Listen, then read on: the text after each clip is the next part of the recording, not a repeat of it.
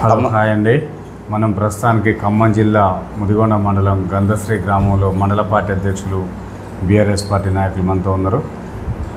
BRS party అధికారంలో ఉన్నప్పుడు మండలంలో ఎలాంటి అభివృద్ధి కార్యక్రమాలు చేశారు, ఇప్పుడు కాంగ్రెస్ గవర్నమెంట్ వచ్చిన తర్వాత ఈ 6 గ్యారెంటీలు ఏ విధంగా అమలైనో అతను అడిగి తెలుసుకునే ప్రయత్నం చేద్దాం.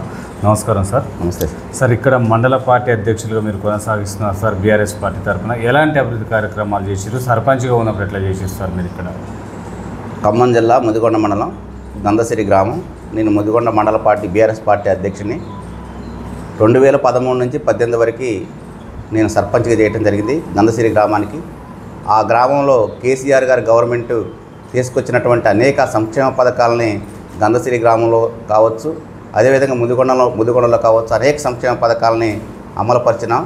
మేము 13 నుంచి 18 వరకు చేసినటువంటి అభివృద్ధిని చూసి కేసీఆర్ గారి గవర్నమెంట్ ఉత్తమ గ్రామ పంచాయతీ అవార్డు కూడా మాకు 7,50,000 చెక్కును కూడా అందించడం జరిగింది. దానిలో భాగంగా మేము మా గ్రామంలో అనేక గతంలో చాలా విధంగా అభివృద్ధికి నోచుకోలేదు. గవర్నమెంట్ కేసీఆర్ గారు వచ్చిన తర్వాత ఆ సంక్షేమ పథకాల్లో ప్రజలందరికీ తీసుకెళ్ళటం జరిగినది. దానిలో టాయిలెట్స్ కావచ్చు, అదేవిధంగా సీసీ రోడ్లు కావచ్చు, అదేవిధంగా శ్మశాన వాటికలే కావచ్చు, అదే స్కూల్ కావచ్చు, అనేక ఈ గ్రామంలో నిర్మించడం జరిగింది. దానిలో భాగంగా హౌస్ ట్యాక్స్ కూడా 100% వసూలు చేసి ఈ ఉత్తమ గ్రామ పంచాయతీగా తీసుకోవడం జరిగింది. అప్పుడు తుమ్మల నాగేశ్వరరావు గారు మినిస్టర్ ఉండగా ఈ కేసీఆర్ గారి యొక్క గవర్నమెంట్లో మనం తీసుకోవడం జరిగింది. దానిలో భాగంగా ఈ గ్రామానికి అభివృద్ధి చేసిన దిశలో మాకు ఉత్తమ గ్రామ పంచాయతీ అవార్డు కూడా ఇచ్చినారు. దానిలో భాగం బీఆర్ఎస్ పార్టీ తర్వాత 18 అయిపోయిన తర్వాత మళ్ళీ బీఆర్ఎస్ పార్టీ మళ్ళీ గ్రామ పంచాయతీని 500 మెజార్టీతో కైవాసం చేసుకోవడం జరిగింది. దానిలో భాగంగా మాకు ఈ గ్రామం నుంచి చేసినటువంటి సేవలను గుర్తించి బీఆర్ఎస్ పార్టీ కూడా మాకు మండల పార్టీ అధ్యక్షునిగా ఇవ్వడం జరిగింది. దానిలో మండలంలో కూడా అనేక సంక్షేమ పథకాలని ప్రజలకి ఇట్లు వృద్ధాప్య పెన్షన్లే కావచ్చు, రైతు బంధే కావచ్చు, రైతు భరోసా కావచ్చు, మరి కళ్యాణ లక్ష్మే కావచ్చు, అనేక సంక్షేమ పథకాలను అభివృద్ధి చేసిన దిశలో మేము మండలంలో ప్రతి పేదవాడి యొక్క గుండెను తట్టి కేసీఆర్ యొక్క సంక్షేమ పథకాలను అందించడం జరిగింది. దానిలో భాగంగా మొన్న జరిగినటువంటి ఎలక్షన్లో మోసపూరితమైనటువంటి కాంగ్రెస్ గవర్నమెంటు 6 గ్యారెంటీలను పెట్టి 400 హామీలు ఇచ్చి మోసం చేసి రైతుల్ని, మరి అదేవిధంగా బడుగు బలహీన వర్గాల్ని ఆశ చూపించి మరి అబద్ధ హామీలతోటి మళ్ళీ కాంగ్రెస్ గవర్నమెంట్ రావడం జరిగినది. దానిలో భాగంగా ఈరోజు 15 నెలల నుంచి కూడా కాంగ్రెస్ గవర్నమెంట్ మీద చెప్పినటువంటి అబద్ధాలు ప్రజలు ఈరోజు గమనించి గ్రామంలో కావచ్చు, మండలంలో కావచ్చు, జిల్లాలో కావచ్చు వ్యతిరేకత అనేది వీచడం జరిగింది. దానిలో భాగంగా 2 సంవత్సరాల నుంచి గ్రామంలో సర్పంచ్ లేకుండా ఈరోజు వరకు దానికి దిక్కు దైవం లేకుండా గ్రామాలలో అనేక చీకటిమయం కావడం జరిగింది. మంచినీటి కావచ్చు, నీటిపారుదల కావచ్చు, ఇవాళ చెప్పినటువంటి హామీలు ఏదైతే రుణమాఫీ 2 లక్షలు అని చెప్పి ఒకేసారి 2 లక్షల రుణమాఫీ అని చెప్పి వచ్చిన వాళ్ళకి ఒక 100కి 30 మందికి 40 మందికి ఇచ్చి మాకు ఇవ్వటం లేదు ఏదో ఒక వంకతోటి ఒక కారణం చూపించి రుణమాఫీ కూడా జరగలేదు. అదేవిధంగా పెట్టుబడి సాయం కేసీఆర్ గారు తీసుకొచ్చిన పెట్టుబడి సాయం 10,000 కాదు 15,000 చెప్పి రైతులను కూడా ఏదో ఆశ చూపించి దాని తర్వాత 15,000 12,000 చేసి కూడా ఒకసారి ఇప్పుడు వారాకాలం ఎగ్గొట్టడం జరిగింది. యాసింగ్ వచ్చేసరికి 100కి 3 ఎకరాల లోపు వేసిన వాళ్ళకి కూడా ఇంకా కొంతమందికి వేయకుండా సగం మందికి వేసి సగం మందికి ఏదో ఒక శాఖ చూపించి వాళ్ళకు కూడా ఈ రైతు భరోసా కార్యక్రమాన్ని కూడా వేయకుండా జరిగింది. అనేక హామీలు చెబుతూ అనేక అబద్ధాలు, ఇగో డిసెంబర్, దసరా, దీపావళి అనేక దేవుళ్ళ మీద చెప్పుకుంటూ కాలం గడుపుతూ కాంగ్రెస్ గవర్నమెంట్ పొందడం జరిగింది. అదేవిధంగా రైతులు కాకుండా కౌలు రైతులకు కూడా 10,000 ఇస్తామని చెప్పి ఆ 10,000ని కౌలు రైతులు కాకుండా ఇవ్వలేదో ఉపాధి హామీలో పనిచేసినటువంటి వారిని 100కి 10 మందినో 3గురినో చూపించుకుని వాళ్ళ పేరుని గ్రామ పాలనలో సెలెక్ట్ చేసి వాళ్ళకు కూడా కనీసం వాళ్ళకు కూడా ఈరోజు వేయకుండా అబద్ధపు ప్రచారాలతోటి కాంగ్రెస్ గవర్నమెంట్ అనేది కాలం గడుపుతూ ఈ 16 నెలల నుంచి గడుపుతుంది. ఇప్పుడు ప్రజల్లో వ్యతిరేకత వాళ్ళకు కూడా తెలిసింది. ఈ వ్యతిరేకత ఈ స్థానిక సంస్థ ఎన్నికల్లో ఎలాగైనా ఓడిపోతామని ఏదో ఒక శాఖ చెప్పి స్థానిక సంస్థల ఎన్నికలు కూడా వాయిదాలు వేసుకుంటూ కాలం గడుపుతూ ఉన్నారు. ప్రజలు బాగా వ్యతిరేకత ఉంది. రాబోయే కాలంలో ఈ కాంగ్రెస్ గవర్నమెంట్కి కావచ్చు, ఇక్కడ కూడా బట్టి విక్రమార్క గారు 15 సంవత్సరాల నుంచి పార్టీలు ఎమ్మెల్యే ఉండి కూడా ఇక్కడ కనీసం కొన్ని రోడ్లు కూడా వేయలేకపోయి ఈరోజు ఏదో గవర్నమెంట్ వచ్చిన తర్వాత 4-3 రోడ్లు వేసి అదిగో ఇదిగో అని ఆశ భోజనం చూపించుకుంటూ కాలం గడుపుతున్నాడు. రాబోయే కాలంలో ఈ నియోజకవర్గంలో కావచ్చు, ఈ మండలంలో కావచ్చు, ప్రజల్లో స్థానిక సంస్థ ఎన్నికల్లో తగిన గుణపాఠం చెప్పడానికి రెడీగా, ఓటు ద్వారా రెడీగా ఉన్నారని మేము మీ ద్వారా తెలియజేస్తున్నాం. ఇప్పటికైనా కాంగ్రెస్ గవర్నమెంట్ గమనించి పేద ప్రజలను, రైతులను గమనించి కాలం గడపకుండా రైతు భరోసా కావచ్చు, రైతు బీమా కావచ్చు, మరి పేదలకు ఇస్తున్నటువంటి ఇందిరమ్మ ఇళ్ళే కావచ్చు, ఇలాంటి కార్యక్రమాలు, సంక్షేమ కార్యక్రమాలు చేయాలని మీ ద్వారా తెలియజేస్తున్నాం.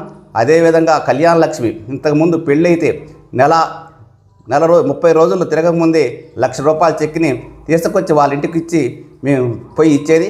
కానీ సంవత్సరం నుంచి సంవత్సరంన్నర నుంచి కూడా పెళ్ళిళ్ళు అయ్యి కనీసం వాళ్ళకి కళ్యాణ లక్ష్మి చెక్కు ఈరోజు ఇవ్వలేకపోతున్నారు. దాంతోపాటు తులం బంగారం ఇస్తున్నారు. తులం బంగారం పక్కన పోని కనీసం వచ్చే ₹1,00,000 ఇవ్వాల్సిందిగా మేము గవర్నమెంట్ గారికి హెచ్చరిస్తున్నాం. మరి రైతులకి బోనస్ వడ్లు, ఈ బోనస్ సన్న వడ్లకి బోనస్ ఇస్తున్నది. కనీసం వాళ్ళకి 30% మాత్రమే బోనస్ ఇచ్చింది. మిగిలిన రైతులకు కూడా ఇంకా పంట వేసి కొనుగోలు చేసి దగ్గర 3 నెలలు 4 నెలలు అయిపోయింది వానాకాలం. ఆ 4 నెలల నుంచి కూడా ఇంతవరకు బోనస్ వేయాలి. ఆ బోనస్ కూడా వేయాలా. ఇవాళ యాసింగ్ వడ్లు కొనే దిక్కు లేదు. గ్రామాలలో ఇంతకుముందు యాసింగ్ వస్తుందంటే, డిసెంబర్ వస్తుందంటే రైతు కళాలలో, రైతు ఊళ్ళల్లోనే ఈ కళ్ళాలు ఓపెన్ చేసి గవర్నమెంట్ కొనుగోలు చేసేది. కానీ ఇవాళ కొనేవాళ్ళు లేరు. దళారీలు 1,200కి 1,100 కొనుక్కొని దళారీలు దాన్ని గవర్నమెంట్కి అమ్ముకోవటం, లేకపోతే అసలు అమ్మకుండా మిల్లర్లకు వేయటం వల్ల ఇవాళ రైతులు చాలా అఘోరపడుతున్నారు. ఇంతకుముందు కేసీఆర్ గవర్నమెంట్లో 18 ఏళ్ళ నుంచి 24,000 వరకు మిర్చి అమ్మేది. కానీ ఇవాళ 10,000, 8,000, 9,000, ఈ 8,000, 9,000 వేయటం వల్ల రైతులు పాపం ఎకరానికి ₹1,00,000 పెట్టుబడి, ₹2,00,000 పెట్టుబడి పెడితే ఇవాళ ఎకరానికి వచ్చేసరికి ₹1,00,000 కూడా వాళ్ళు ఎంత దిగుబడి తీసినా కానీ కూలీలకు వచ్చేసరికి ఎక్కువ ఆ కూలీలు మాత్రమే వెళుతుంది. కానీ రైతు పరిస్థితి అఘోర పరిస్థితిగా ఉంది. కనుక గవర్నమెంట్ కూడా దానికి తగిన మద్దతు ధర ఇవ్వాలి. ఏదైతే పెట్టారో మీరు పెట్టిన వాగ్దానాలు 6 గ్యారెంటీలను తప్పనిసరిగా అమలు చేయండి. మిగిలిన శాస్త్రాలు చేయడం ఒక భాగంగానే ఇప్పుడు చెప్పిన కనీసమైన అమలు చేయాలని బీఆర్ఎస్ పార్టీ తరఫున, ముదిగొండ మండల పార్టీ తరఫున మేము ప్రభుత్వానికి హెచ్చరిక జారీ చేస్తున్నాం. ఓకే సార్, మీరు ముదిగొండ మండలాన్ని ఏ విధంగా బలోపేతం చేస్తున్నారు సార్ పార్టీకి?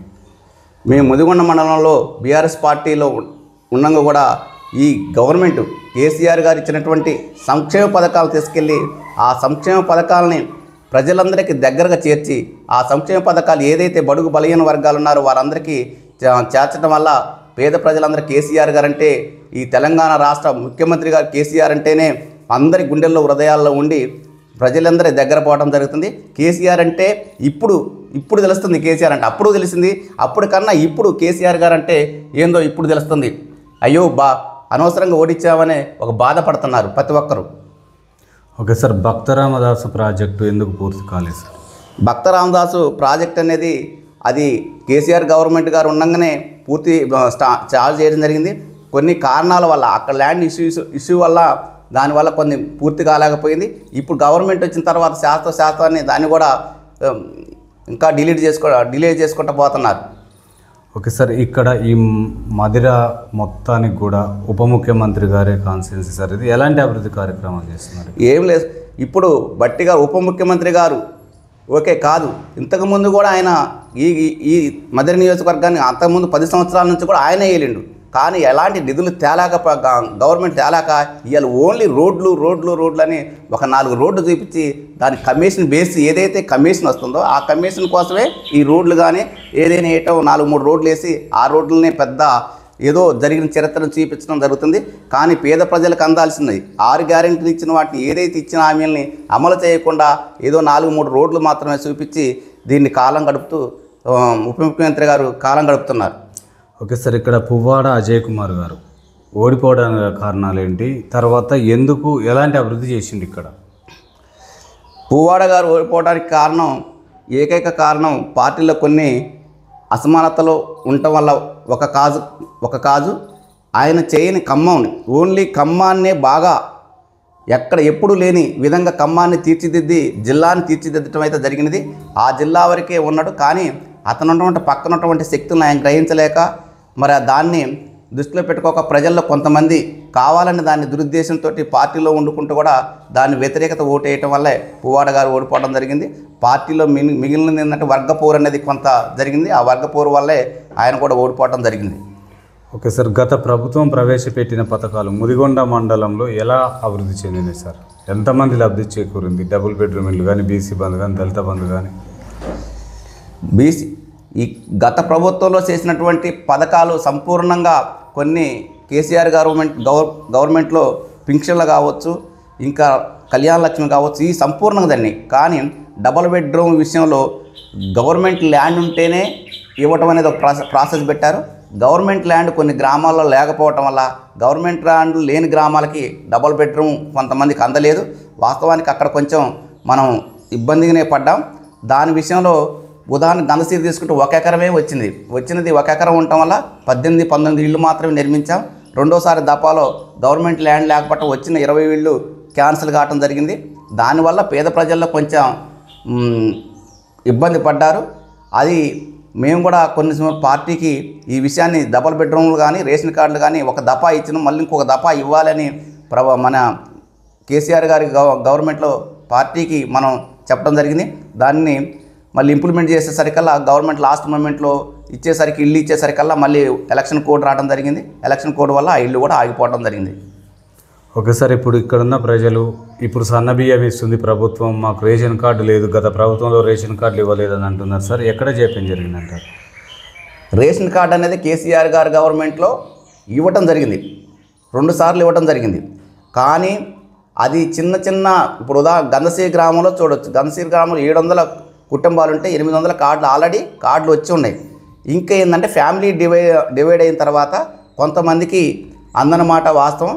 అది 100కి ఒక 10 మంది ఉన్నా 20 మంది ఉన్నా అది 100 మంది చూపించి ఏదో రేషన్ కార్డు రావట్లేదన్నా గవర్నమెంట్ ఉండగానే ఇది రేషన్ కార్డులు అనేది రావటం జరిగింది. ఇప్పుడు 100కి 100 ఒక 10 ఊరికి ఒక 150 ఉండొచ్చు కార్డులు ఉంటాం. అవి కూడా ఫస్ట్ ఒక దఫా ఇచ్చినాం, రెండో దఫాలో రాలేదు. తర్వాత ఏంటంటే రేషన్ కార్డులో బియ్యం అనేది కూడా కేసీఆర్ గారు గవర్నమెంట్ వచ్చిన తర్వాత అంతకుముందు 5 కేజీలు మాత్రమే ఉంది, దాన్ని 6 కేజీలు చేయటం జరిగింది. 6 కేజీలు చేసి కుటుంబంలో పరిమితం అనేది లేకుండా ఎంతమంది ఉంటే అంతమంది, 6 ఉండొచ్చు, 10 మంది ఉండొచ్చు. 10 మంది ఉంటే 16 ఇచ్చే 60 కేజీలు. కానీ అంతకుముందు కాంగ్రెస్ గవర్నమెంట్లో 10 మంది ఉన్నా దానికి ఏం చేస్తే 4కే ఇచ్చేది. కానీ గవర్నమెంట్ వచ్చిన తర్వాత కుటుంబ సభ్యులు అందరికీ ఇవ్వాలి, పేదోళ్ళకి అందరు కుటుంబ సభ్యులు అందరికీ ఇవ్వాలని గవర్నమెంట్ ఎంతమంది కుటుంబంలో పరిమితం లేకుండా అంతమంది సభ్యులు ఉంటే అంతమందికి 5 కేజీలు దాన్ని 6 కేజీలు తీసుకొచ్చి 6 కేజీలు కూడా మనకి గవర్నమెంట్ కేసీఆర్ గారు ఇచ్చినారు. దాన్ని పరిమితం అనేది ఏమీ లేదు. కానీ ఇప్పుడు కాంగ్రెస్ గవర్నమెంట్ వచ్చిన దాకా దాన్ని సన్న బియ్యం అని పెట్టి ఈ నెలలో స్టార్ట్ చేయడం జరిగింది. దాన్ని కూడా 50% ఇచ్చారు.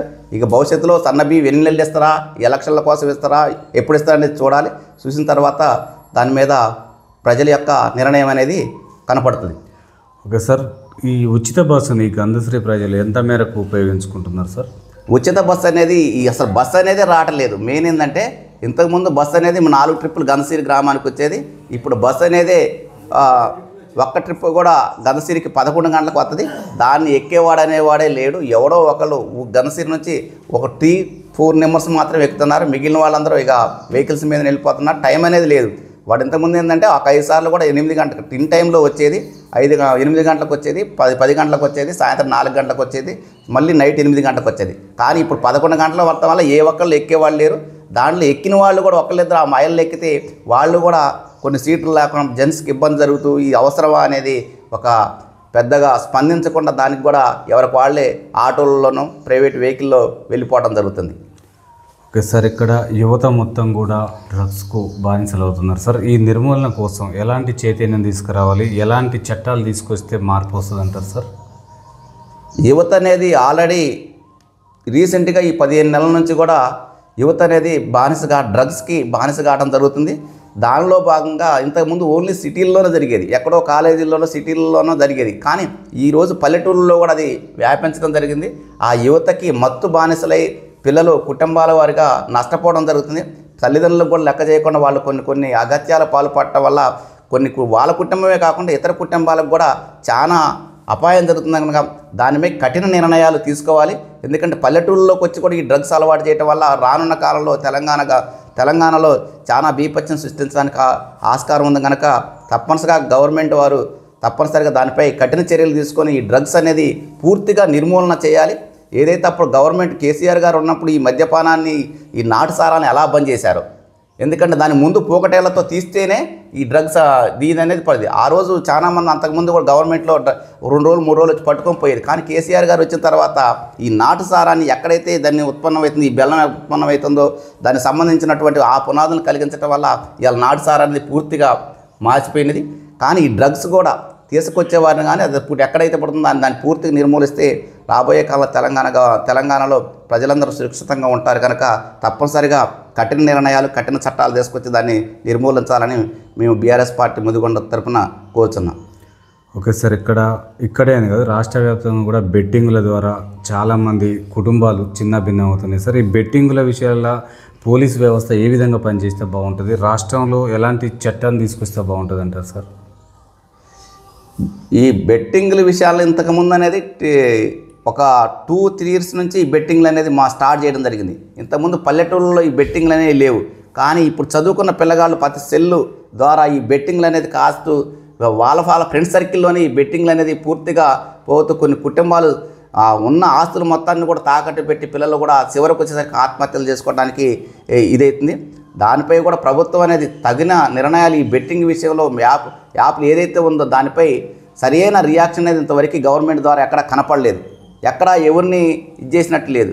కానీ దానిపై కఠిన నిర్ణయాలు, చట్టాలు తీసుకొస్తేనే తప్ప ఈ బెట్టింగ్లు దాన్ని నిర్మూలించడానికి ఆస్కారం ఉంటుంది. అది గవర్నమెంట్ వారు తగు సూచనల ద్వారా మరి అందరి యొక్క సహకారంతో దాన్ని కూడా పూర్తి నిర్మూలన చేయాలని మా యొక్క ఆలోచన.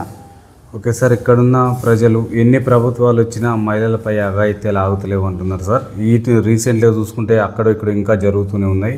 ఎలాంటి చట్టాలు వస్తే ఎలాంటి రాజకీయ నాయకులు కూడా ఏం చేయలేకపోతున్నారు. ఈ అఘాయిత్యాలు ఎలా ఆగుతాయి సార్? గ్రామ స్థాయిలో కూడా ఇవే జరుగుతున్నాయి.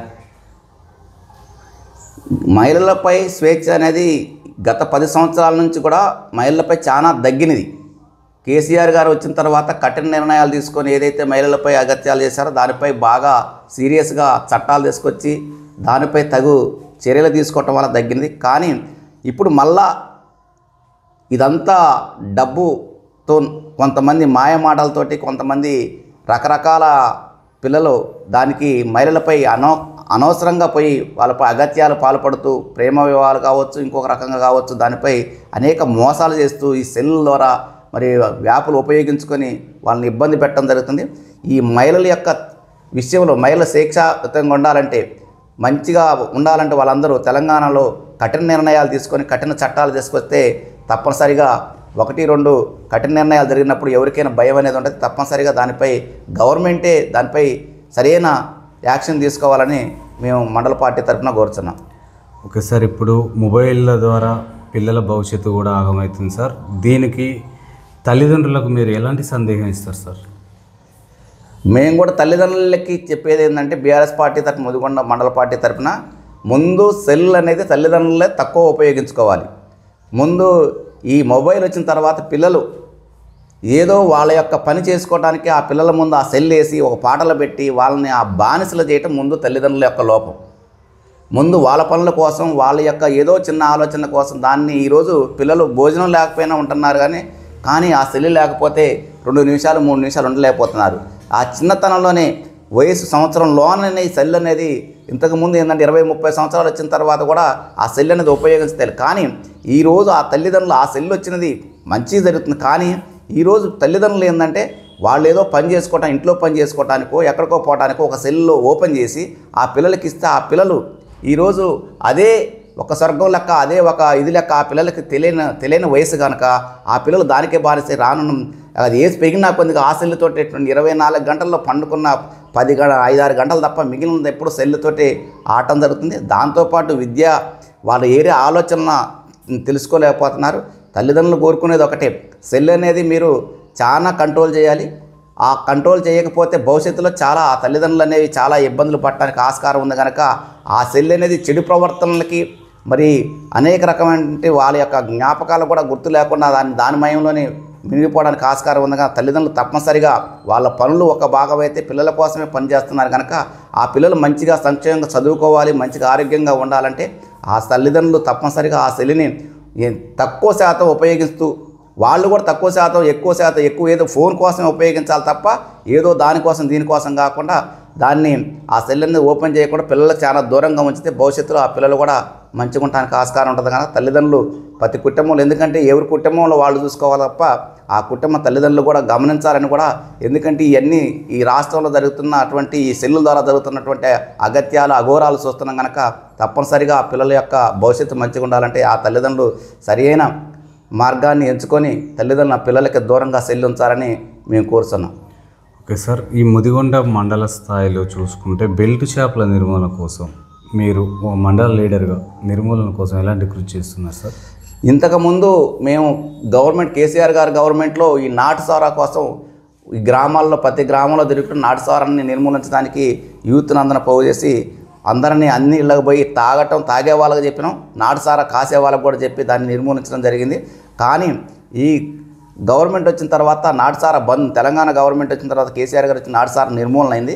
కానీ ఇప్పుడు దాన్ని ఏదైతే ఉందో ఇప్పుడు బెల్ట్ షాపుల రూపంలో గ్రామంలో వచ్చేసరికి కనీసం మినిమం ఒక 40-30 బెల్ట్ షాపులు, ఏ బజార్కి ఆ బజార్ బెల్ట్ షాపులు ఇచ్చి ఆ బెల్ట్ షాపుల ద్వారా ప్రతి ఒక్కరు మత్తు పానీయాలకి బానిసలుగా ప్రజలు చేస్తున్నారు. తప్పనిసరిగా బెల్ట్ షాప్ అనేది 1.62 ఉండాలి తప్ప దాన్ని ఎక్కువ శాతం పర్మిషన్ ఇవ్వకుండా తక్కువ శాతం పర్మిషన్ ఇచ్చి దాన్ని కూడా సరసమైన ధరలకు అందించే విధంగా అక్కడ ఉన్నటువంటి ఎంఆర్పి కన్నా ఇలా గ్రామాల్లో వచ్చేసరికి 40 రూపాయలు ఈ బెల్ట్ షాపుల ద్వారా 40 రూపాయలు 50 రూపాయలు అదనం వేసి ఒక్కొక్క సీసా కమ్మటం జరుగుతుంది.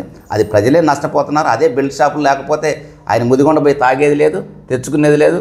దానివల్ల ఈ బెల్ట్ షాపులన్నీ పూర్తిగా రద్దు చేయాలి. అది మండలం వైజ్గా ఒకటే వైన్ షాప్ ఒకటే ఉండాలి, 1-6 తప్ప 1-2 తప్ప ఎక్కువ మండలం వైజ్గా ఈ బెల్ట్ షాప్ గ్రామాల్లో బెల్ట్ షాపులు అనేది పూర్తిగా బంద్ చేస్తే ప్రజల యొక్క ఆరోగ్యం కానీ తెలంగాణ గవర్నమెంట్ ప్రజల యొక్క ఆరోగ్యానికి మంచి గైడెన్స్ ఇచ్చిన వాళ్ళు అవుతారు కనుక తప్పనిసరిగా బెల్ట్ షాప్ పూర్తిగా రద్దు చేయాలని బీఆర్ఎస్ పార్టీ తరఫున మేము కోరడం జరుగుతుంది.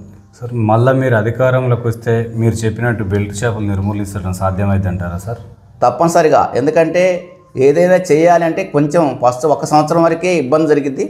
బెల్ట్ షాప్ అనేది పూర్తిగా కాకపోయినా మండలానికి 1 షాపు మాత్రమే ఉండాలి. అంతే తప్ప గ్రామానికి వచ్చేసరికి ఈ బెల్ట్ షాపులు అనేవి మామూలుగా 40-50 ఉండటం వల్ల ఏ బజారుకి ఆ బజారు అప్పు లేకపోయినా ఈ షాపు వద్దంటే ఇంకో షాపులో పోయి తాగుతుంటాడు.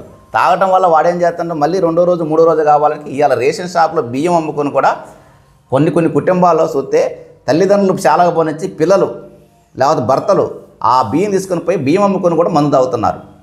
అదే ఈరోజు కనుక ఈ గ్రామాల్లో ఆ బెల్ట్ షాపు లేకపోతే అమ్ముకోవడానికి ఆస్కారం లేదు కనుక తప్పనిసరిగా కేసీఆర్ గారి గవర్నమెంట్ మళ్ళీ రాబోయే కాలం 2-3 సంవత్సరాల్లోనే తప్పనిసరిగా వస్తే కేసీఆర్ గారు కూడా మేము కొన్ని జరిగిన తప్పులను కూడా తెలుసుకున్నాం. తప్పనిసరిగా భవిష్యత్తులో పేదలకు అందాల్సింది, ఎందుకంటే పేదలే ఈ పార్టీకి ఇది తప్పనిసరిగా ఆ పేదవాళ్ళని మనం చేయాలంటే ముందు బెల్ట్ షాపులు అనేది పూర్తిగా ఈ మద్యపానం అనేది నిషేధించాలా. తప్పనిసరిగా మేము కూడా రానున్న కాలంలో పార్టీ మీటింగుల్లో కూడా మేము దీని మీద సరియైన స్పందనిస్తూ మన కేసీఆర్ గారికి తెలియజేయడం జరిగింది. తప్పనిసరిగా పార్టీ నిర్ణయం తప్పనిసరిగా ఉంటుందని మేము ఆశిస్తున్నాం. ఓకే సార్, విద్యా వైద్యం గ్రామ స్థాయిలో ఏ విధంగా బలోపేతం అవుతుంది సార్? మీరు ఎంతవరకు చేస్తున్నారు దానిపై కృషి? విద్యా విషయంలో గవర్నమెంట్ అనేది కేసీఆర్ గారు వచ్చిన తర్వాత అనేకటువంటి స్కూల్ని ఓపెన్ చేయడం జరిగింది ఎస్టీ పిల్లలకి. దానిలో కనుక గురుకుల పాఠశాలలే కావచ్చు, ఆ గురుకుల పాఠశాలలో ఇవాళ పిల్లల్లో ఉన్నటువంటి గురుకుల పాఠశాలలో చదివినటువంటి కన్వీనియంట్ని చూసి ఇవాళ అనేక గురుకుల పాఠశాలల పిల్లల యొక్క గ్రామాలలో కూడా ఇంతకుముందు గురుకుల పాఠశాల అంటే ఎవరికి తెలియదు. కానీ ఇవాళ పిల్లలందరికీ కేసీఆర్ గారు గవర్నమెంట్ వచ్చినప్పుడు 10 సంవత్సరాల కాలంలో ఈ గురుకుల పాఠశాలలో చదువుకుంటే పిల్లలు ఏ విధంగా ఉంటారనేది ఇవాళ తెలుసుకోవడం జరిగింది. గ్రామాలలో కూడా పిల్లలు కూడా యాక్టివ్గా మనం చదువుకుంటున్నారు. కానీ ఇంకా ప్రైవేట్ పాఠశాలలకే ఎక్కువ ఆస్కారం ఇస్తున్నారు. మరి కేసీఆర్ గారు వచ్చిన తర్వాత ఈ సన్నబియ్యం తీసుకు పిల్లలకు పెట్టడం వల్ల గవర్నమెంట్ స్కూల్లో కూడా పర్వాలేదు. కానీ రాబోయే కాలంలో ఇంకా కఠిన నిర్ణయాలు తీసుకొని ప్రైవేట్ పాఠశాలను తగ్గించే విధంగా మన ప్రభుత్వ పాఠశాలలో స్ట్రెంత్ని పెంచే విధంగా కృషి చేయాలి. ఎందుకంటే అక్కడ ఉన్నట్టు కన్వీనియంట్ని పిల్లలకి మోటివేషన్ పిల్లల ముందు తల్లిదండ్రులకు మోటివేషన్ చేయాలి. దీనివల్ల ప్రభుత్వ పాఠశాలలో ఇప్పుడున్నటువంటి పరిస్థితుల్లో బట్టి చూసుకుంటే స్ట్రెంత్ మళ్ళీ ఈ గత 15 నెలల నుంచి ఈ 2 సంవత్సరాల నుంచి కూడా మళ్ళీ తగ్గుతూ ఉంది. దాన్ని రాబోయే కాలంలో మళ్ళీ గవర్నమెంట్ వచ్చిన తర్వాత మరి ఇప్పుడు ఈ గవర్నమెంట్ కూడా ప్రభుత్వ పాఠశాల సరిగ్గా గుర్తించి ప్రభుత్వ పాఠశాలకు కావాల్సినటువంటి కన్వీనియన్స్ కల్పించి తప్పనిసరిగా ముందు పెద్దోళ్ళు కానీ అందరూ కూడా ప్రభుత్వ పాఠశాలలో చేయాలని కూడా మనస్ఫూర్తి కోరుకుంటున్నాం. మేము కూడా ఇక్కడ గవర్నమెంట్ ఉన్నప్పుడు ప్రైవేట్ పాఠశాలని గవర్నమెంట్ పాఠశాలను కూడా చిన్న ప్రాథమిక పాఠశాలను స్కూల్ను కూడా అక్కడ దగ్గర 2 కోట్ల రూపాయలు పెట్టి నిర్మించినాం. అది కూడా ఈరోజు ప్రైవేట్ పాఠశాలకు కూడా ధీటుగా కూడా అక్కడ ఉన్నటువంటి అన్ని రకాలైనటువంటి దృశ్యశ్రావణ విధానం నేర్చుకునే విధంగా కంప్యూటర్లు కానీ అదేవిధంగా పిల్లలు నేర్చుకునే విధంగా వాల్ రైటింగ్ కానీ రాపించి కూడా ఇక్కడ గ్రామంలో పొందుపరిచినాం. దాన్ని తప్పనిసరిగా గవర్నమెంట్ ఇంకా ఎక్కువ చేపిస్తే మంచిగా ఉంటే ప్రభుత్వ పాఠశాల చదువుకోవడానికి పేద విద్యార్థులు చదువుకోవడానికి అవకాశం ఉంటుందని మేము కోరుతున్నాం. ఓకే సార్, ఉమ్మడి ఖమ్మం జిల్లా నుండి 3 ఎంఐఎంఈ మంత్రులు ఉన్నారు సార్. గృహ నిర్మాణ శాఖ, వ్యవసాయ శాఖ, ఉప ముఖ్యమంత్రి. ఈ 3 ఎలా డెవలప్ అవుతాయి? ఖమ్మాన్ని ఎలా డెవలప్మెంట్ చేస్తున్నారు సార్? ఇంతకుముందు గవర్నమెంట్ ఉండగా కేసీఆర్ గారు ఉండగా ఒక మంత్రి వరే ఉండేది. కానీ ఈరోజు 3 ఎంఐఎంఈలమని మేము ఖమ్మం జిల్లాని ఏదో ఉద్ధరిస్తామని జిల్లా పేరు చెప్పుకొని 3 మార్గాల్లో మంత్రి పదవులు తీసుకున్నారు. దానికి కూడా మేము చాలా సంతోషిస్తున్నాం. ఎందుకంటే జిల్లా అభివృద్ధి చెందాలి, ఈ జిల్లాలో ఉన్న ప్రజలందరూ అభివృద్ధి చెందాలని మేము అనుకుంటున్నాం. కానీ 3 మంత్రులు ఉన్నా కానీ అక్కడ వాళ్ళు హైదరాబాద్లో ఉండి కొట్టుకోవటమే జరుగుతుంది తప్ప ఇక్కడికి ఈ గ్రామాలు ఈ జిల్లాకు వచ్చి వాళ్ళు పర్యటించి ఈ జిల్లాలో ఉన్నటువంటి ప్రజల యొక్క బాధలు పట్టించుకునే మంత్రివర్యులే ఎవరు లేరు. ఈ మధ్యకాలంలో ఫ్లడ్ వచ్చినప్పుడు కనీసం 2 మనుషులు చనిపోయినప్పుడు కూడా ఎవరు స్పందించాల. 3 మంత్రుల నుండి కూడా అదిగో హెలికాప్టర్ వస్తుంది, ఎదిగో హెలికాప్టర్ వస్తుందని చచ్చిపోయిన తర్వాత కూడా వచ్చి ఎవరన్నా ఆ పేదలకి ఆ ఇల్లు కూలిపోయిన వాళ్ళకి కానీ ఇళ్లలో వాటర్ వచ్చిన వాళ్ళకి కానీ ఎవరికి వచ్చి సహాయం చేసిన వాళ్ళు లేరు. బీఆర్ఎస్ పార్టీ స్టేట్ పార్టీ వచ్చి ఖమ్మం జిల్లాలో జరిగినటువంటి ఈ ప్రకృతి విపత్యం వల్ల జరిగినటువంటి వరద బాధ జరిగినటువంటి స్టేట్ పార్టీ వచ్చి బీఆర్ఎస్ పార్టీ వచ్చి మాజీ మంత్రివర్యులే కావచ్చు, అక్కడ స్టేట్ పార్టీ నుంచి హరీష్ రావు గారే కావచ్చు, మేమందరం పోయి కూడా జిల్లాలో ఎక్కడైతే ఫ్లడ్ మునిగినటువంటి ఇల్లు ఉన్నాయో వాళ్ళందరికీ పోయి కలిసి తగిన సహాయం వారికి ఒక మనోధైర్యం చెప్పి ఆ మనోధైర్యంతో పాటు తగిన సహాయం చేసి ఆ రోజు కూడా పత్రికల్లో కావచ్చు మరి ఈ అన్నిటి విషయాల్లో కూడా మీరందరూ చూసే ఉంటారు. తప్పనిసరిగా ఆ రోజు కూడా బీఆర్ఎస్ పార్టీ ఏం చేసింది, కాంగ్రెస్ పార్టీ 3 మంత్రులు ఏం చేశారనేది ప్రజలు ఆ రోజే వ్యతిరేకత వాళ్ళకి కనపరచడం జరిగింది. ఇప్పుడు కూడా వాళ్ళు ఎవరికి వాళ్ళే చెప్తున్నారు, ఈ 15 నెలల బిజీ అయిపోయింది, ఇక రాబోయే కాలంలో మేము ఫ్రీగానే ఉంటాం, మేము వచ్చి మళ్ళీ మండలాల్లో నియోజకవర్గాల్లో తిరుగుతామని చెప్తున్నారు. ఇవన్నీ కాలం గడపడం జరుగుతుంది. ఎప్పటికప్పుడే వాళ్ళు పార్టీ సరి చేసుకోవటం, వాళ్ళకి వచ్చినటువంటి అక్కడ వాళ్ళే ఇబ్బందులు పడుకుంటూ వాళ్ళు అక్కడే చూసుకుంటున్నారు తప్ప ఈ నియోజకవర్గాల్లో కానీ ఈ జిల్లాలో తిరిగినటువంటి దాఖలాలు ఏదో ఒక కార్యక్రమం పెట్టినప్పుడు ఏదో ఒకసారి టైంలో వచ్చిపోతున్నారు. కానీ ప్రజలందరికీ ఒకటే, కేసీఆర్ గారిని ఓడిపోయినని బాధపడుతున్నారు. కానీ రాబోయే కాలంలో అది పూర్తిగా వాళ్ళకి ఏ విధంగా అనేది ఓటు ద్వారా వాళ్ళది ఏందనేది ఆ రోజు తెలిసింది. ఇంకొక 2-3 సంవత్సరాలు వెయిట్ చేసిన తర్వాత వాళ్ళు చేసిన తప్పులు వాళ్ళు కూడా తెలుసుకోవడం జరిగిద్దని మేము అనుకుంటున్నాం. ఓకే సార్, బీసీ వర్గీకరణపై మీ అభిప్రాయం ఏంటి సార్? బీసీ వర్గీకరణలో అలా నివేదిక తప్పు ఉందని చెప్పేసి కాంగ్రెస్ పార్టీకి సంబంధించిన ఎమ్మెల్సీ గారు తలగబెట్టడం జరిగింది నివేదికను కూడా. ఇంకా ఎన్నికలు కూడా జరుగుతలేవు సార్, ఆ నివేదిక తప్పు ఉందని చెప్పి దీనిపైన మీ అభిప్రాయం ఏంటి? 42% ఓకే ఉంటుందా బీసీలకి? బీసీ కులగణన అనేది ఈ సర్వే అనేది అప్పుడు కేసీఆర్ గారు వచ్చిన తర్వాత 24 గంటల్లోనే ఈ కుటుంబ సర్వే చేయటం జరిగింది. ఆ రోజు 100% అందరూ పాల్గొన్నారు ఒకే రోజులో. కానీ దగ్గర ఒక 10 రోజులు టైం ఇచ్చి 20 రోజులు టైం ఇచ్చినా కానీ ఆ సర్వే చేసే దాంట్లో ఎక్కడ ఆ సర్వేలు ఎక్కడ ఇళ్ళకు పోయి చేసిన దాఖలాలు లేవు. అది అసెంబ్లీలో కూడా తీర్మానం చెప్పడం జరిగింది, ఇది దొంగ సర్వే, ఇది చేసిందంత అబద్ధం అని చెప్పడం జరిగింది. కానీ కాంగ్రెస్ వారు ఏం చెప్తున్నారంటే ఆ సర్వేలో పాల్గొలేదు, వాళ్ళు పాల్గొలేదు, వీళ్ళు పాల్గొలేదు, ఎవరెందుకు పాల్గొరు, అసలు మీరు సర్వే చేయటం అనేది క్లారిటీగా రాలే. ఆ సర్వే చేసే దాంట్లో కూడా మీ మీద అసలు నమ్మకం, ప్రజల్లోనే నమ్మకం లేదు. ఈ బీసీలో 42% ఎప్పుడో వచ్చి అయిపోయింది, మా పార్టీ ద్వారా ఇస్తున్నాం, ఇట్లా ఇస్తున్నాం వాళ్ళు అసెంబ్లీలో చర్చ పెట్టారు. ఏది ఇస్తే మంచిదే అందరికీ, 42% ఇవ్వచ్చు. కానీ మరి ఏది ఇవ్వట్లేదుగా. ఇవ్వకుండా ఏదో కాలగణన గడుపుకుంటూ దీన్ని ఎట్లనే కొనసాగిస్తూ ఇస్తామని చెప్తున్నారు. బీసీలు కూడా ఇవాళ అందరూ తెలుసుకోవడం జరిగింది, ఎవరు మోసం చేస్తారో ఎవరు ఏందనేది. ఇవాళ కాంగ్రెస్ గవర్నమెంట్ ఏం చేసింది, టీఆర్ఎస్ గవర్నమెంట్ ఏం చేసింది, కేసీఆర్ గారు ఏం చేసిండు, ఈ సర్వేలో ఎలా చేయించిండు, వీళ్ళు ఎలా చేపిస్తున్నారు అనేది ప్రజలందరూ గమనించారు. అదంతా ఈ 42% వాళ్ళు తెచ్చేది లేదు, ఈ చూపించే ప్రజలకు ఇచ్చేది కనుక కనపట్ల. తప్పనిసరిగా బీసీలకు జరగాల్సిన 42% జరగాల్సిందని కూడా బీఆర్ఎస్ పార్టీ తప్పనిసరిగా చేస్తే మాకు కూడా మేము సంపూర్ణ మద్దతు ఇవ్వడానికైతే మేము ముందే ఉంటామని చెప్తున్నాం. ఓకే సార్, ఇక్కడున్న ప్రజలు రేషన్ షాపు రెండు రాజకీయ పదవులు రెండు ఒకటే నడిపిస్తున్నాడు, మాకు అవకాశాలు ఇవ్వట్లేదు అంటున్నారు సార్, దానికి మీరు ఏం చెప్తారు? రేషన్ షాపు అనేది మేము ఇప్పుడు కాదు, ఈరోజు గత 20 సంవత్సరాల నుంచి కూడా ఈ రేషన్ షాప్ నడుపుతున్నాం. మీ రేషన్ షాప్ నడిపినప్పుడు ఎక్కడా తారతమ్యాలు లేవు. ఇక్కడ ప్రజలందరూ ఓన్లీ పార్టీ ఉన్నప్పుడే, ఓటు ఉన్నప్పుడే రాజకీయం. కానీ మిగిలిన విషయాల్లో 24 అవర్స్ వాళ్ళకి 15 రోజులు డిస్ట్రిబ్యూషన్ విషయంలో కానీ, వాళ్ళకి ఇవ్వాల్సిన సరుకు విషయంలో కానీ అవసరమైతే తీసుకపోవని ఫోన్ చేసి రేషన్ షాపులు ఇవ్వబట్టికే ఈరోజు 20 సంవత్సరాల నుంచి మీ రేషన్ షాపు ఉండగలిగింది. ఇవాళ మీరేదో నాయకులు ముగ్గురు పోటీ కాదు, ప్రజలందరూ వ్యతిరేకత వచ్చినప్పుడు ఎప్పుడో ఈ రేషన్ షాప్ వెళ్ళిపోయేది. మేము ఆల్రెడీ సర్పంచ్ చేసినప్పుడే నాకు వెళ్ళిపోవాలి. 5 సంవత్సరాలు చేసాం. బీఆర్ఎస్ పార్టీ మండల పార్టీ 3 సంవత్సరాలు చేసినాం. దగ్గర ఈ రాజకీయాల్లో వచ్చిన కాడ నుంచి రేషన్ షాప్ ఉంటుంది. కానీ రేషన్ షాప్ విషయంలో ఎప్పుడూ రాజకీయం చేయాలి. కానీ దాన్ని వాళ్ళు కావాలని రాజకీయం చేసి 1-2 సార్లు సస్పెండ్ చేయడం జరిగింది. సస్పెండ్ చేసిన మేము కోర్టు ఆర్డర్ ద్వారా తీసుకొచ్చిన ప్రజలకు ఎప్పుడు మేము అందుబాటులో ఉండి ఆ సరుకుని వాళ్ళకి కావాల్సినటువంటి తప్పనిసరిగా ఇస్తాం. ఇప్పుడు డివైడ్ అయింది, షాప్ డివైడ్ అయింది. డివైడ్ అయితే డివైడ్ చేసి రెండో షాప్ కూడా మేమే ఇచ్చినాం. మన పార్టీ ఉండగానే కేసీఆర్ గారు గవర్నమెంట్ ఉండగా మేము ఆపాలనుకుంటే అయ్యాలని ఆపుతాం. కానీ కేసీఆర్ గారు ఇంకోళ్ళకి కూడా అందాలి, ఆ అభివృద్ధి ఇంకోళ్ళకి కూడా నిరుద్యోగం లేకుండా అందాలని ఇచ్చినాం. తప్పనిసరిగా భవిష్యత్తులో ఏదైతే ఉంటుందో అవసరమైతే ఆ టైం వచ్చినప్పుడు ఇవ్వాలనుకుంటే మేమే ఇస్తాం. కానీ రాజకీయంగా పోతే దాన్ని ఎంత దూరమైనా ఎదుర్కోవడానికి మేము ముందే ఉంటాం. కాకపోతే ఇవాళ ఆలోచన ఏంటంటే రేషన్ షాప్ ఉండటం వల్ల బీఆర్ఎస్ పార్టీ వాళ్ళకి ఉండటం వల్ల వాళ్ళు దగ్గర అవుతున్నారనే ఒక భావన ఉంది. కానీ అది భావన అనేది మీరు తప్పు. కానీ మేము ఇచ్చేటటువంటి వాళ్ళకి ఇచ్చేటువంటి సర్వీసు అంత సానుకూలంగా. అంతకుముందు కూడా కాంగ్రెస్ గవర్నమెంట్లో ఒక 8 మంది డీలర్ రేషన్ షాపులు చేశారు. మరి 8 మంది ఎందుకు సస్పెండ్ అయ్యారు? ఇవాళ మరి మేము సస్పెండ్గా మేము ఇప్పుడు ఎవరు వచ్చి మమ్మల్ని విజిలెన్స్ వాళ్ళు కానీ ఇంకొకరు వచ్చి మాకు ఇలా సరుకు ఉందంటే బరాబరు పొద్దున్న షాప్ తీస్తాం, ఉదయం 6 గంటలకే తీస్తాం, సాయంత్రం మధ్యాహ్నం 12 దాకా ఉంటాం.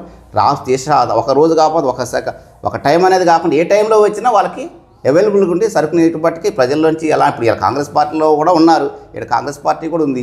వాళ్ళందరూ ప్రజలందరూ మా సామాన్య మానవులు అన్నారు కదా. ఇలా సామాన్య మానవులు రాజకీయం కావాలనే దీన్ని చేస్తున్నారు. ఒకవేళ డివైడ్ షాప్ కావచ్చు, ఇంకో షాప్ కూడా నా షాప్ కూడా ఇంకొకరికి ఇస్తాం. కానీ టైం వచ్చినప్పుడు అదే మేమే స్వచ్ఛందంగానే ఇస్తాం షాప్ని.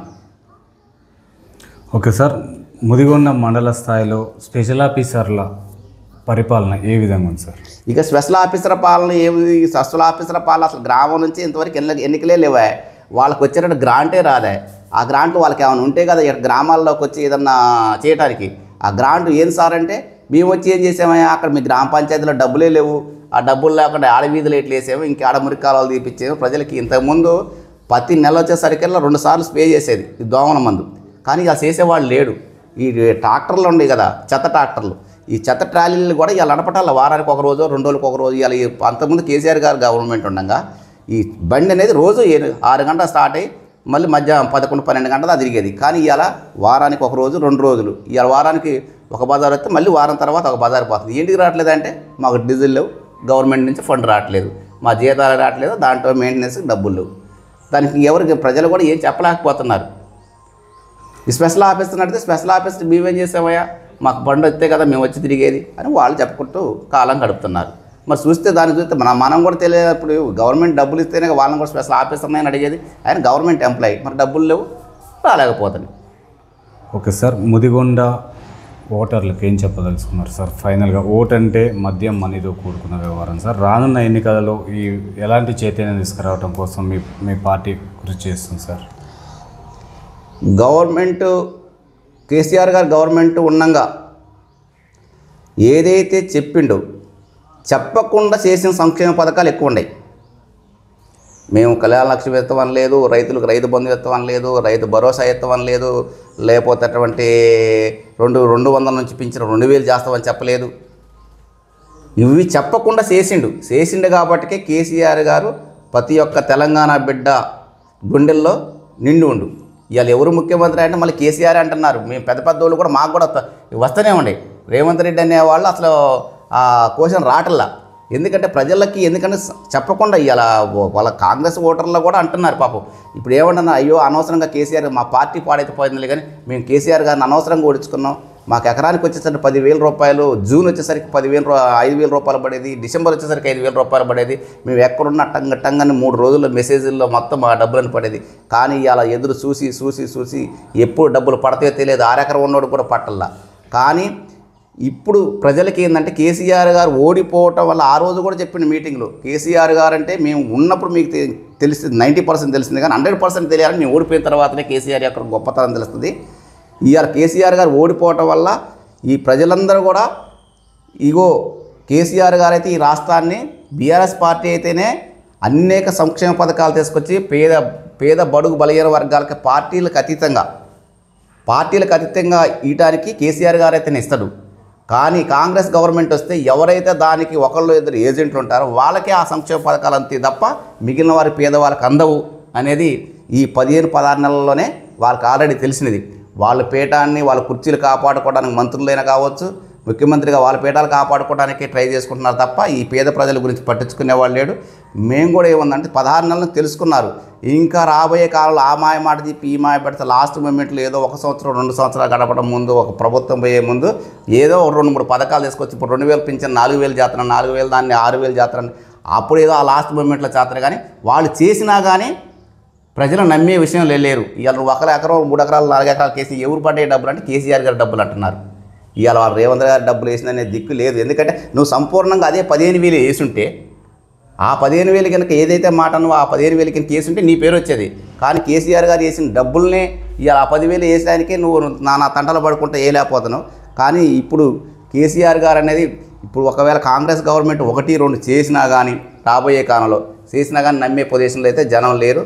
జనానికి కూడా మేము కూడా చెప్తున్నాం, కేసీఆర్ గారి యొక్క పార్టీ కాదు, కేసీఆర్ గారి యొక్క పరిపాలన, అక్కడ ఉన్నటువంటి వాళ్ళ యొక్క సమన్వయం ఎలా ఉంటుందనేది ప్రజలందరూ తెలుసు. రాబోయే కాలంలో కూడా ఈ రాష్ట్రంలో మనమందరం సురక్షితంగా ఉండాలంటే పార్టీలకు అతీతంగా బీఆర్ఎస్ పార్టీలో కేసీఆర్ గారు ఉన్నంతకాలం కేసీఆర్ గారు కావచ్చు, కేటీఆర్ గారు కావచ్చు, హరీష్ రావు గారు కావచ్చు, ఈరోజు కూడా ప్రజల పక్షాన్ని మేము ఓడిపోయినాము అని ఎక్కడ వాళ్ళు కూడా ఇవాళ చూస్తూనే ఉన్నారు. రాష్ట్రంలో ప్రతి అసెంబ్లీలో మీటింగ్లో కావచ్చు, ప్రజల్లోకి వచ్చి ఇగో ఇది చేయండి అని పేద ప్రజల కోసమే పాడుతున్నారు తప్ప మాకు కావాలని ఎక్కడ వాళ్ళు అడిగింది లేదు. ఈ పేదపై మీరు ఎందుకు చేయరు, నా 2,000 ఇస్తున్నాను పింఛను 4,000 ఎందుకు చేయలేదు, 4,000 ఇస్తున్నాను వికలాంగులకు 6,000 ఎందుకు చేయలేదు, ఇళ్ళకి ఇంధనం ఇల్లు ఇస్తున్నాను ఇల్లు ఎందుకు చేయలేదు, తులం బంగారం ఇస్తున్నాను బంగారం ఎందుకు చేయలేదు, ఈ విషయాల మీదనే వాళ్ళు పోట్లాడటం ప్రతిరోజు అనేకమైనటువంటి సంభాషణలో కూడా వాళ్ళు పని కోసం అడుగుతున్నారు. కనుక ప్రజలందరూ అంటనే ఉన్నారు. గ్రామాల్లో మీ తెలుస్తూనే ఉంది గ్రామాల్లో. ఎందుకంటే ఈరోజు ప్రతి ఓటర్ అనేవాడు, ప్రతి తెలంగాణ బిడ్డ అనేవాడు టీవీ చూడకుండా ఎవడు ఉంటలే. టీవీ చూస్తూ ప్రజల్లోకి వచ్చినట్టు వాయిస్, యూట్యూబ్ల ద్వారా వచ్చినట్టు వాయిస్ని వినుకుంటా ఇలా అబ్బో కేసీఆర్ గారు, కేటీఆర్ గారు, హరీష్ రావు గారు ఎంత పోట్లాడుతున్నారు. వాళ్ళు ఉండబట్టికి ఈ 1-2 అందుతున్నాయి, వాళ్ళు లేకపోతే ఇవి కూడా అందవు. ఎందుకంటే మొన్న రీసెంట్ జరిగినటువంటి రైతు రుణమాఫీ కావచ్చు, ఆయన చేయబట్టికి వాళ్ళు చేయబట్టికి ఆ కొద్ది మంది 60% వచ్చినాయి. కానీ ఆ కొద్ది కూడా వాళ్ళు కూడా ఆ వాయిస్ వినపోయిపోతే అది కూడా లేకపోయేది. ఇక వాళ్ళ ఒత్తిడి తట్టుకోలేక నా 3 ఎకరాలు 2 ఎకరాలు కేసారు తప్ప వాళ్ళు ఒత్తిడి లేకపోతే వాళ్ళ అభివృద్ధి కోసం, వాళ్ళ కుటుంబాల అభివృద్ధి కోసం చూసుకునేది. అది వాళ్ళు ఉండబట్టికి ప్రజలందరూ కూడా గమనిస్తూనే ఉన్నారు. రాబోయే కాలంలో తప్పనిసరిగా 190% తప్పనిసరిగా బీఆర్ఎస్ పార్టీ తరఫున జనం అనేది మొగ్గు ఉన్నది. ఇలా అన్ని సర్వేల్లో కావచ్చు, ఇంకొక విషయాల్లో కావచ్చు, గ్రామాల్లో కావచ్చు, వాళ్ళకు కూడా తెలుస్తూనే ఉంది. తెలుస్తుంది కనుక తప్పనిసరిగా ప్రజలందరూ కూడా గమనించాలి. ఎందుకంటే మాయ మాటలకి, ఈ బూటక మాటలకి నమ్మొద్దు. ప్రజలు ఏదైతే చెప్పకుండా చేసేవాడే నాయకుడు, చేసి అబద్ధాలు చెప్పేవాడు ఎవరు నమ్మరు. ఈ భవిష్యత్తులో కూడా తెలంగాణలో కాంగ్రెస్ నమ్మి 20 సంవత్సరాల దాకా నమ్మే ఆస్కారమే ఉండదు. రాబోయే కాలంలో మళ్ళీ వచ్చేది కేసీఆర్ గారు, BRS party. Okay sir, thank you. చూస్తూనే ఉండండి మీ తెలుగు టీవీ.